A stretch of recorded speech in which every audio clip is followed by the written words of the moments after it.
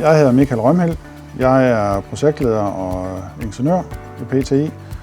Jeg er uddannet mejeriingeniør, og det jeg arbejder med, det er at tegne PED'er, det er at dimensionere rør, pumper, ventiler osv.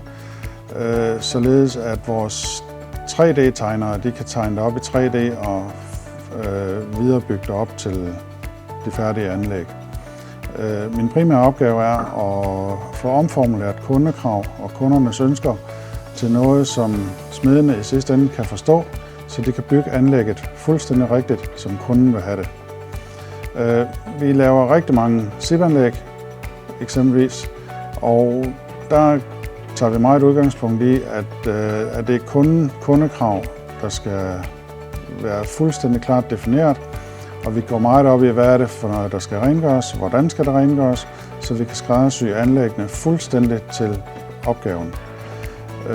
Og det kan godt gøre tingene komplicerede, i hvert fald i starten, men til gengæld så får kunden altid det produkt, som han har behov for, og et anlæg, der fungerer, som han har behov for i sidste ende.